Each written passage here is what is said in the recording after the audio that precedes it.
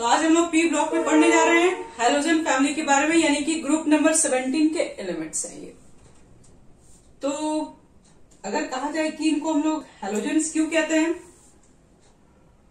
तो प्रॉब्लम है कि ये जितने आपके पास एलिमेंट्स होते हैं, ठीक है, वो ज्यादातर एलिमेंट्स जो रहते हैं वो सी सॉल्ट से प्रोड्यूस किए जाते हैं, सी सॉल्ट से प्रोड्यूस किए जाते हैं। और हैलो का मतलब क्या आपके पास होता है, वही हैलो प्लस जन से मिलके बना आपके पास हैलोजन। और हैलो का मतलब आपके पास यही है कि सी सॉल्ट से जो सी सॉल्ट से निकलते हैं, और जेन का मतलब होता है जनरेट किए जाते हैं। तो सिंपल से याद रखना, जो सी सॉल्ट से जनरेट किए जाते हैं उसी को बोलते हैं हैलोजन। और इसमें कौन कौन से एलिमेंट्स आते हैं तो सबको पता है, फ्लोरीन, क्लोरीन, ब्रोमीन, आयोडीन। ऐसे तो बेसिक हम लोग ये चारों के ऊपर बात करेंगे, लेकिन ऐसा तो स्टेटिन्स भी आता है, स्टेट 8। ये this group of elements is called halogens. तो पहले बात करते हैं इनके जनरल इलेक्ट्रॉनिक कॉन्फ़िगरेशन।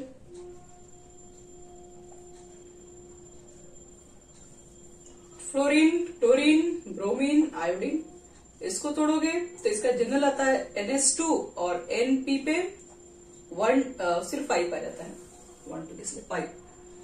फ्लोरीन यानी कि 2s2 2p5 करोगे सेकेंड पीरियड का एलिमेंट से, थर्ड पीरियड का एलिमेंट है तो 3s2 3p5, 4s2 4p5, fifth 5s2 5p5, statin यानी कि 6s2 6p5।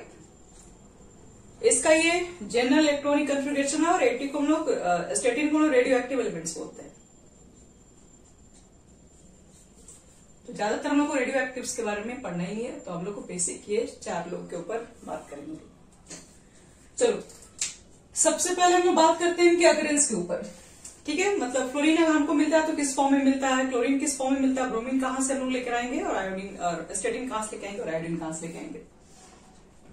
तो अकरेंस देख लेते हैं पहले इसके।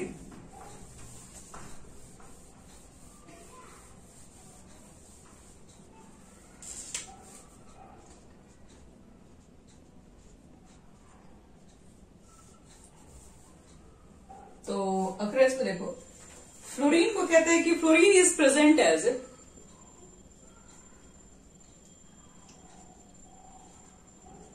CF2 में पाया जाता है। इसको हम लोग क्या बोलते हैं, फ्लोरोस्पार। एंड क्रायोलाइट में Na3AlF6। देखो फ्लोरीन कहां पाया जाएगा, कहां मिलेगा, तो याद रखना 2 तरह के आपके पास ओर्स में मिलते हैं। एक होता है प्लस पर और एक होता है, इसको क्रायोलाइट बोलते हैं, क्रायोलाइट। और जो सी सॉल्ट्स होते हैं, सी सॉल्ट्स कंटेन क्या उसमें होते हैं, तो chloride, comma bromide, comma iodide of sodium, potassium, magnesium and calcium. ज्यादातर सी सॉल्ट्स में आप लोग देखेंगे तो ब्रोमाइड्स, क्लोराइड्स, ब्रोमाइड्स और खास करके आयोडाइड्स, ये सबके क्या होते हैं, ये सबके सॉल्ट्स मिल सकते हैं। क्लोरीन के साथ ही मिल सकते हैं, मतलब sodium chloride, sodium bromide, sodium iodide. तो ये पोटेशियम के साथ भी हो सकते हैं, मैग्नीशियम के साथ भी हो सकते हैं, और कैल्शियम के साथ भी हो सकते हैं। ध्यान रखना इसमें, ठीक है। आगे बढ़ते हैं इसके ऊपर। देखो मेन चीज हम लोग को पढ़ना है इसके बारे में, हम एटॉमिक साइज यानी एटॉमिक रेडियाई पढ़ेंगे, आयोनाइजेशन एनर्जी के बारे में पढ़ेंगे हम लोग, इलेक्ट्रोनेगेटिविटी के बारे में पढ़ेंगे, इलेक्ट्रॉनिक एंथैल्पी के बारे में पढ़ेंगे। ये 4 चीज तो सबके बारे में पढ़ना है। तो एटॉमिक साइज के बारे में बात की सबसे पहला। चलो बताओ, तो डाउन द ग्रुप जाने पर एटॉमिक साइज क्या होगा, इंक्रीज होगा कि डिक्रीज होगा कि रिमेन सेम,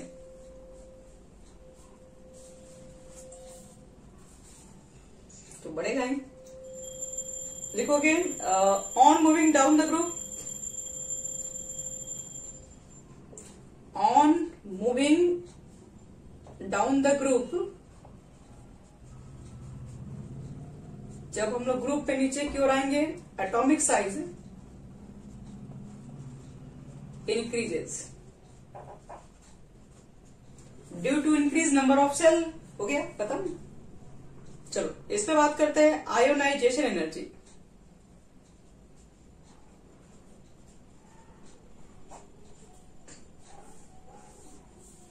बताओ डाउन द ग्रुप जाने पर क्या होगा, इंक्रीज करेगा डिक्रीज करेगा? ऑन मूविंग क्या लिखोगे, डाउन द ग्रुप। जब जैसे जैसे हम नीचे की ओर जाते हैं तो इफेक्टिव न्यूक्लियर चार्ज क्या होता है, डिक्रीज होता है। जब इफेक्टिव न्यूक्लियर चार्ज ही डिक्रीज हो जाएगा, हाँ तो डिक्रीज होना चाहिए। यानी on moving down the group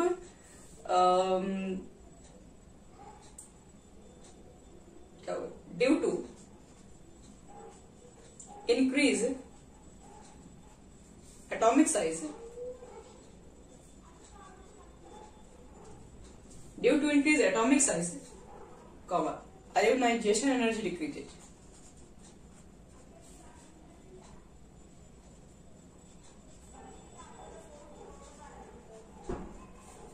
ये तो हर बच्चे को ये बात मालूम हो गया। थर्ड हमारे पास क्या है, इलेक्ट्रोनिगेटिविटी।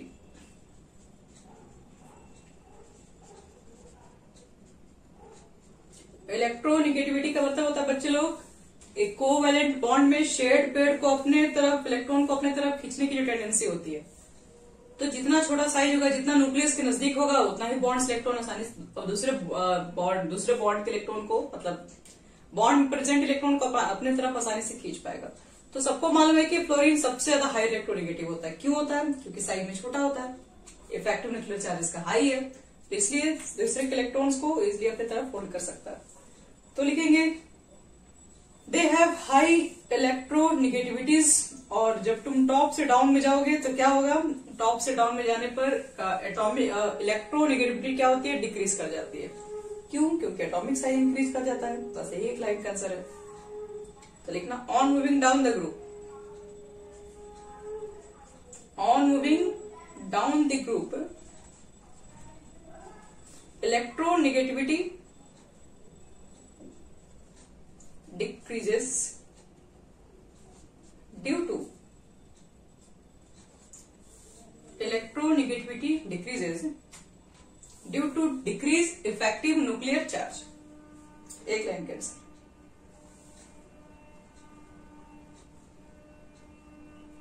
चलो अब बात करते हैं इलेक्ट्रॉन गेन एंथैल्पी, किसका हाईएस्ट?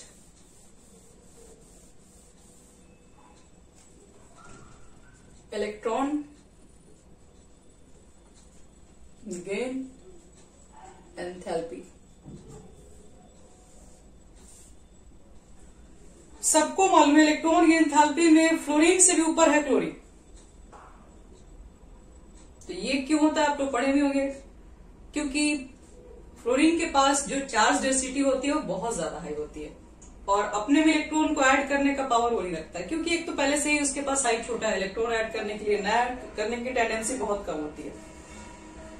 तो इलेक्ट्रॉन गेन एंथैल्पी बात करेंगे तो halogen has the maximum electronegative, but याद रखिएगा electron gain enthalpy fluorine is less than chlorine due to the compact size of fluorine. लिख देना एक line, due to high charge density of fluorine the incoming electron feel more repulsion,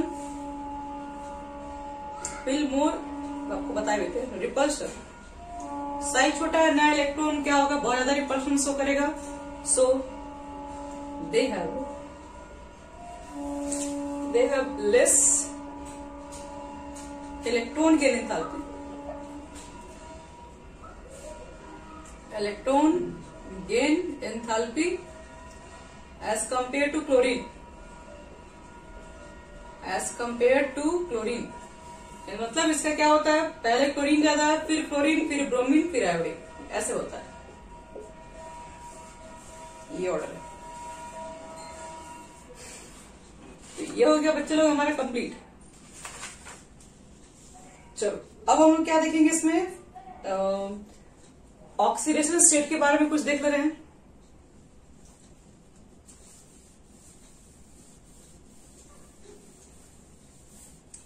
oxidation state of halogen.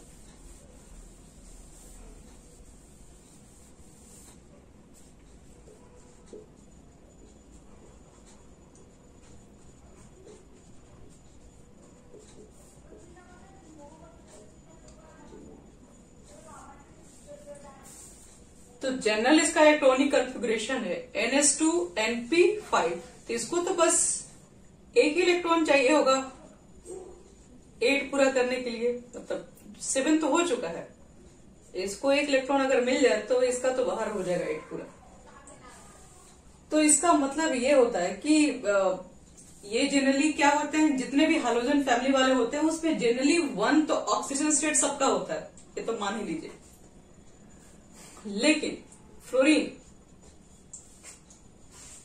हो गया, chlorine हो गया, bromine, सबके ऊपर बात करें। फ्लोरीन का एटॉमिक नंबर है 9, यानी कि 2s2 2p5।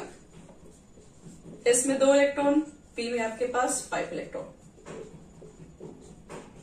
d तो इसमें आएगा ही नहीं क्योंकि ये सेकंड पीरियड का है, d यहाँ पे नहीं आता। अब इसको 1 इलेक्ट्रॉन चाहिए यहाँ पर पेड करने के लिए, उसके बाद इसके आउटर मोस्ट में 8 पूरा हो जाएगा। तो फ्लोरीन बच्चे लोग 1 इलेक्ट्रॉन, यानी फ्लोरीन हमेशा क्या करता है, फ्लोरीन हमेशा -1 चार्ज रखता है। मतलब फ्लोरीन का जब ऑक्सीजन स्टेट आता है तो क्या आता है, -1 निकल के आता है। उसके बाद आता है क्लोरीन। तो क्लोरीन का क्या लिखोगे, 3s2 3p5। इसमें है 2 इलेक्ट्रॉन, क्योंकि ये इलेक्ट्रॉन गेन भी तो करता है ना। फ्लोरीन के ऊपर कैसा चार्ज होता है, फ्लोरीन दूसरे से इलेक्ट्रॉन लेके ही आएगा ना, लेके भी आएगा कभी भी। फ्लोरीन से ज्यादा इलेक्ट्रोनेगेटिव तो कोई एलिमेंट्स ही नहीं है, इसलिए ऊपर हमेशा -1 चार्ज होगा। बाकी के ऊपर चार्ज चेंज हो सकता है, लेकिन फ्लोरीन हमेशा -1 के फॉर्म में ही रहता है। उसके ऊपर कभी भी +1 नहीं आ सकता है, कभी देने नहीं जाएगा ये। क्लोरीन का देखो,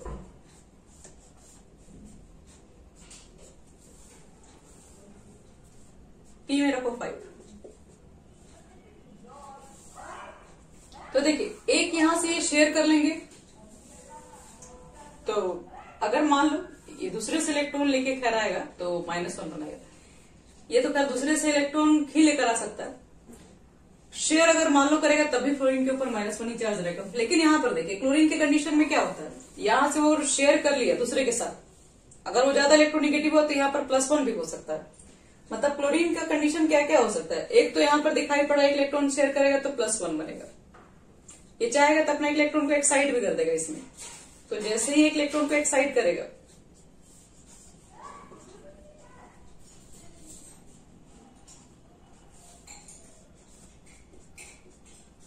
तो 3 अनपेड आ जाएगा, मतलब +3 भी बना सकता है। एक और इलेक्ट्रॉन को एक्साइट कीजिए यहाँ पे तो 3 to 5 आ जाएगा। एक और इलेक्ट्रॉन ये वाला एक्साइट कर दीजिए 7। यानी कि क्लोरीन की ऑक्सीडेशन स्टेट क्या क्या हो सकती है, 1 भी है, 3 भी है, 5 भी है, 7 भी है। मतलब क्लोरीन इतना तरह का बॉन्ड बना सकता है। 1 भी बॉन्ड बनाएगा, 3 भी बॉन्ड बना सकता है, 5 भी बॉन्ड बना सकता है, यहाँ तक कि 7 भी बॉन्ड बना सकता है। और रही बात जीरो भी बन सकता है। क्यों, जब क्लोरीन से अटैच कर दोगे तो 0 नहीं हो जाएगा, 0 भी हो सकता है। Cl2 में 0 ही तो होता है। तो फ्लोरीन बच्चे लोग जब भी आएगा तो याद रखना कि फ्लोरीन का हमेशा ऑक्सीजन स्टेट -1 ही होगा और कुछ नहीं हो सकता है। लेकिन जब भी क्लोरीन आएगा तो क्लोरीन की कंडीशन में क्या हो सकता है, -1 होगा, हो सकता है जो दूसरे से वो ले लेगा इलेक्ट्रॉन्स, हो सकता है वो आपको 0 भी हो सकता है। जैसे इस कंडीशन में 0 भी आ सकता है, +1 भी हो सकता है जब इससे कोई ज्यादा इलेक्ट्रोनेगेटिव वाला शेयर हो जाए, +3 भी हो सकता है, +5 भी रख सकता है, +7 भी रख सकता है।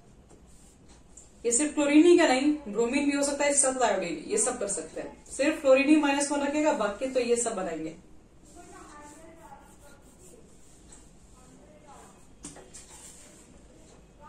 चलो अब बढ़ते हैं आगे। Acid form by halogens.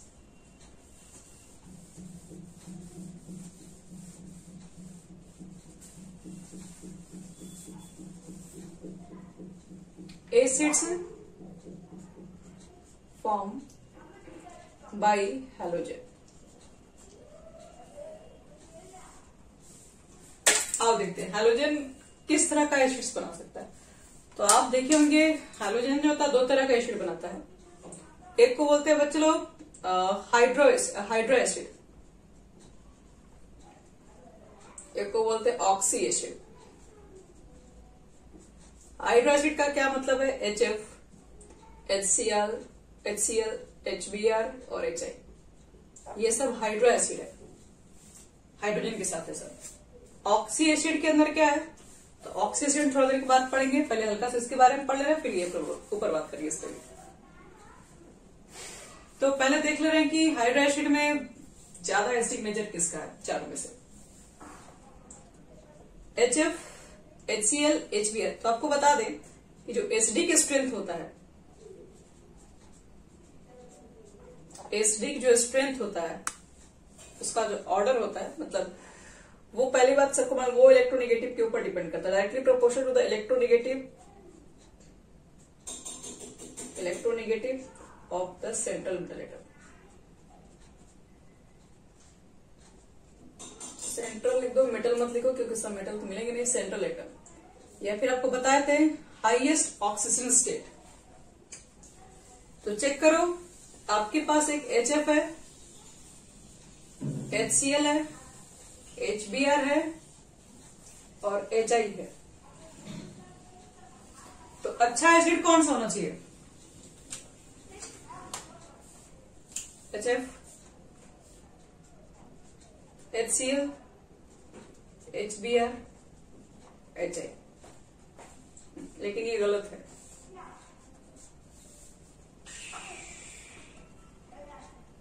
नहीं, सबसे आसानी से H+ कौन देगा? ये चेक करो, HI देगा। क्यों?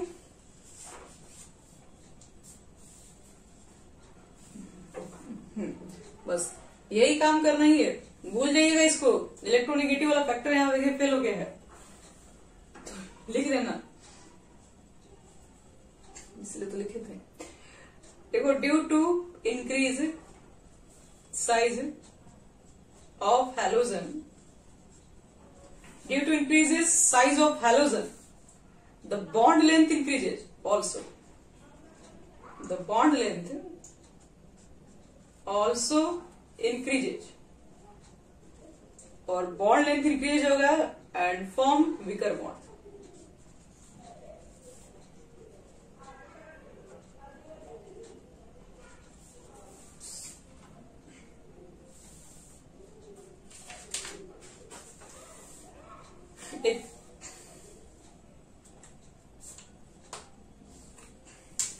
शॉर्ट में कहते हैं द बॉन्ड डिसोसिएशन एनर्जी लिखना है कि HI is very less as compare to the HF, HCl, HBr।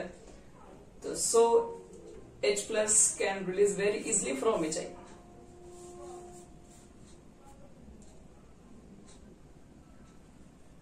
चलिए, ये सब हो गया, कहानी समाप्त हम लोग का। एसिडिक स्ट्रेंथ हाइड्रो एसिड का मालूम चल गया कि सबसे अच्छा एसिडिक स्ट्रेंथ कौन रखता है? HI रखता है।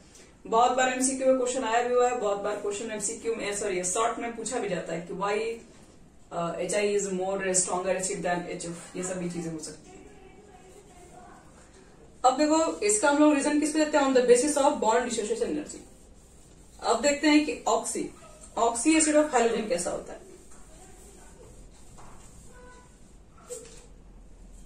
लिखो heading, oxy acid of halogen.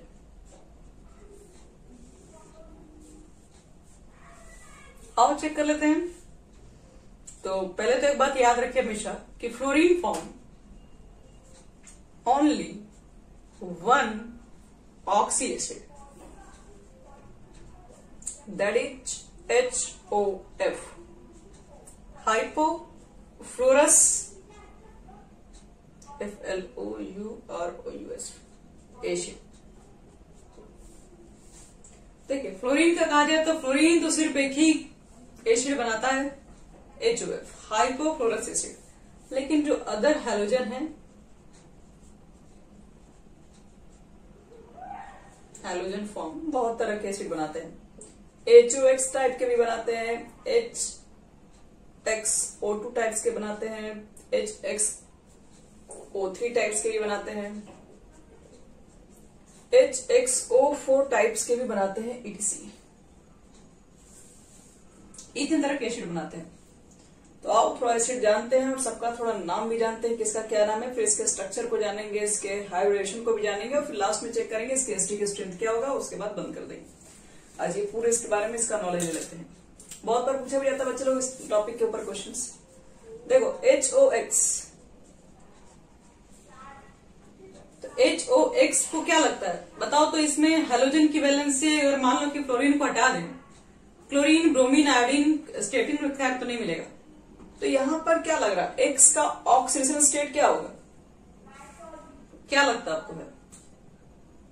तो इसको X मानोगे, ऑक्सीजन का चार्ज होता है -2, इसका होता है +1, तो कितना हो जाएगा -1 + X = 0, X का मान +1, मतलब यहां पर X का मान +1 है। +1 में अगर प्रेजेंट है तो इसको बोलते हैं हाइपोहैलस एसिड, हाइपोहैलस एसिड HXO2। यहां पर निकालो ऑक्सीजन स्टेट, ये -4 हो गया ना, -2 × 2 -4 + 1 3, यहाँ X पर +3 है, तो इसको बोलते हैं हैलस एसिड, सिर्फ हैलस एसिड। +2 के +3 के साथ अगर ऑक्सीजन स्टेट मिल गया तो HXO3 3 6 + 1 5, यहां पर 5 स्टेट में आएगा बच्चे लोग, और इसको क्या बोलते हैं हैलिक एसिड, हैलिक HXO4 निकालोगे तो +7 आ जाएगा, इसको बोलते हैं पर हैलिक एसिड, पर हैलिक एसिड। पहले तो देख लीजिए, ऑक्सीजन स्टेट 1 होगा हाइपोहैलस, 3 होगा हैलस एसिड, 5 होगा हैलिक एसिड, 7 होगा पर हैलिक एसिड कहते हैं इसको। मिटा रहे हैं इसको, एग्जाम्पल देखते हैं इसमें।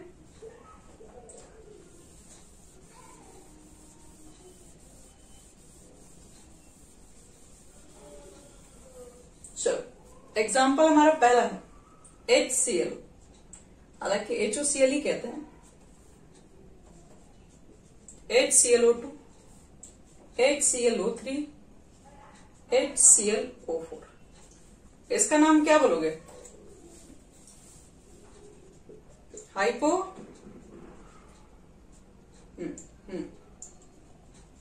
हाइपोक्लोरस एसिड, +1 के साथ प्रेजेंट है, प्लस इससे क्लोरस हो जाएगा, CHLOROUS, क्लोरस एसिड। थर्ड हमारे पास होता है क्लोरिक एसिड,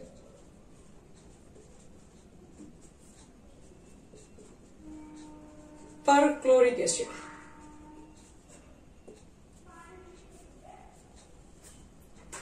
यहां से बच्चे H+ निकालोगे तो ClO के ऊपर एक माइनस बनता है, जिसको हम लोग हाइपोक्लोराइड भी बोलते हैं। जैसे मान लो कि यहां से क्या होगा, एसिड ही है ना, तो H तो निकाल ही सकते हो तुम लोग, H+ निकालोगे तो क्या होगा, ClO के ऊपर हम लोग माइनस बोलते हैं, ऐसे लिखते हैं, इसको बोलते हैं हाइपोक्लोराइड। यहां से H निकालो तो ClO2 के ऊपर एक माइनस, इसको बोलते हैं सिर्फ क्लोराइड है, हाइपोक्लोराइड आयन लिख सकते हो। इसको क्या बोलते हैं, H+ निकालोगे तो ClO3 के ऊपर माइनस, इसको बोलते हैं क्लोरेट, CHLORAT, ये क्लोरेट आयन है। और यहां से H+ निकालोगे तो ClO4 के ऊपर एक माइनस, इसको पर क्लोरेट आयन कहते हैं, पर क्लोरेट आयन। ये 4 तरह के आपके पास आयन्स बनते हैं, ध्यान रखिए। क्लोराइड कब होता है, हाइपो कब लगता है, पर के लिए, ये सब आयन्स भी पूछे जाते हैं। चलो सबका ये जितने आपको 4 कंपाउंड दिख रहे हैं, हमको चारों को मालूम करना है, इसका हाइड्रेशन क्या होगा और इसके स्ट्रक्चर्स क्या होगी, बोले तो ज्योमेट्री क्या होगी, उसके बाद एसिडिक स्ट्रेंथ, इतना तो आपको आज करना ही है पूरा। तो मिटा रहे हैं ऊपर से, पहला वाला को हमको काम करना है, इसलिए पहले वाले को रख रहे हैं। चलो ये है तुम्हारा हाइपोक्लोरस एसिड।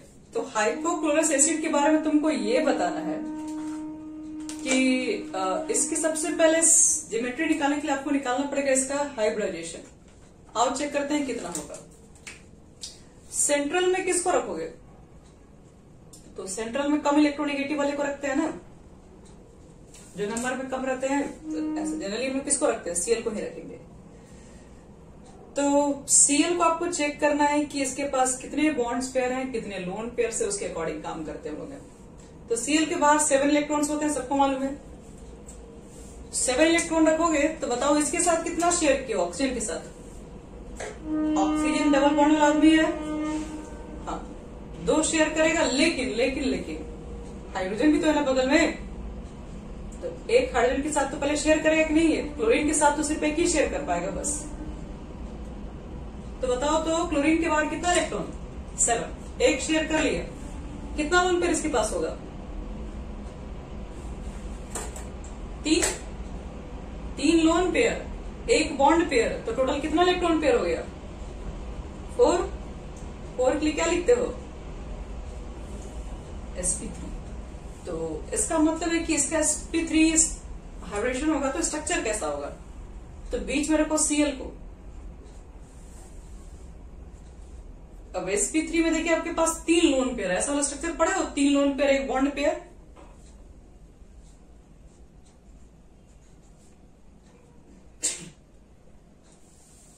क्या लगता है इसकी ज्योमेट्री क्या होनी चाहिए, खुद से देखिए सोचिए। नहीं होगा और क्या होगा, जहां भी होगा एक लाइन में होगा, तो इसकी ज्योमेट्री आपका लीनियर आ जाएगा HOCl। सब लोन ही पेयर यहाँ पे है, इसमें लोन पेयर, इसमें लोन पेयर, इसमें लोन पेयर, ये इसकी ज्योमेट्री लीनियर होती है। चलो HClO2 को बनाते हैं, HClO2 जिसको हम लोग क्या बोलते हैं, क्लोरस एसिड। इसका भी चेक करना है इसका क्या होगा हाइब्रिडेशन। तो Cl को यहां रखो, 2 बचे ऑक्सीजन आपके पास है, तो एक तो डबल बॉन्ड ऊपर लेके जाएगा, एक OH के साथ जाएगा, कितना लोन पेयर बचेगा उस पर डिसाइड होगा। तो 2 ऊपर गया, एक 3 गया, 12 होता है 7, 3 गया यानी 4 बचा, यानी 2 लोन पेयर होगा, 2 lone pair 2 bond pair, 4 sigma bond. इसका मतलब है कि इसके अंदर आपके पास आएगा sp3, यहां पर भी होगा, लेकिन 2 लोन पेयर के आने की वजह से इसका शेप चेंज हो जाएगा, कैसा ज्योमेट्री बन जाएगा। तो 2 लोन पेयर है इसके पास, ये OH हो गया और ये डबल बॉन्ड ये बन गया, ये bent shape, V shape, T shape, sorry T कह रहे हैं, बेंट वी शेप, एक और क्या एंगुलर शेप बोल दीजिए। चलो HClO3 का देख लेते हैं।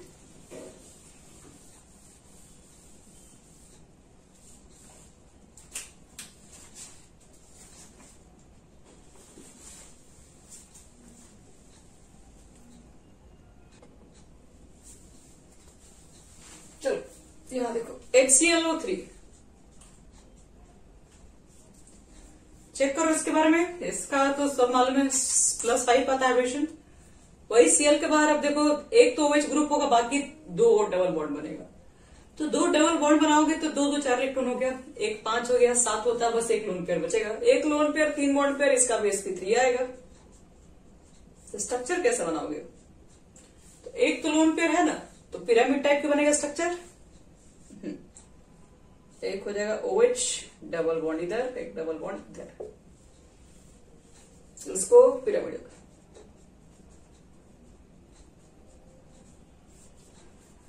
और हम एक और बनाते हैं HClO5।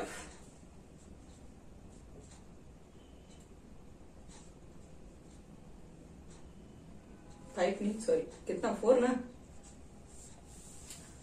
कितना हो जाएगा ये, इसमें तो तीनों के तीनों बॉन्ड पेयर में चले गए हैं, 2 2 4 2 6 और एक OH, मतलब कुछ नहीं बचा, कुछ नहीं बचा। तो क्या बनेगा स्ट्रक्चर, ये sp3 ये भी है, और ये कायदे से बनाएगा टेट्राहेड्रल। तो सबकी ज्योमेट्री हो गई ऑक्सी एसिड्स की, किसकी किसकी क्या ज्योमेट्री होती है, शेप भी हम लोग देख लिए, हाइब्रिडेशन भी देख लिए, किस एसिड को क्या बोलते हैं ये भी जान लिए। अब बात करते हैं लास्ट, एसडी के स्ट्रेंथ, इसमें किसका कैसे है उसको अरेंज करते हैं।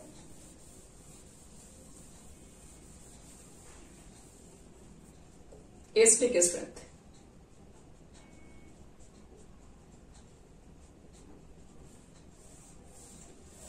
तो तो जो बच्चे लोग एसटी की स्ट्रेंथ होता है आपको बहुत बार बता चुके हैं, इलेक्ट्रोनेगेटिविटी ऑफ सेंट्रल एटम। अब तक तो ये आपको रट जाना चाहिए, और oxygen state of the central atom. चलो, आया हुआ क्वेश्चन है एग्जाम में, क्वेश्चन आया हुआ था इसके ऊपर। HClO या HOCl ज्यादा बोलते हैं, फेमस है ये उसके नाम से। HClO2, HClO3, HClO4।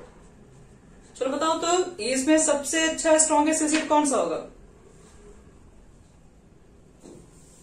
Oxygen state check करना पड़ेगा, यानी इस पे +7 था, HClO3, HClO2 और लास्ट होगा HOCl। तो हम लोग देख लिए ऑक्सी एसिड में कौन ज्यादा स्ट्रॉन्गेस्ट एसिड होता है, और हाइड्रो एसिड में भी देख लिए कौन ज्यादा आपके पास स्ट्रॉन्गेस्ट है। अब इसके बाद आपको मिलता है ऑक्साइड्स ऑफ हैलोजन।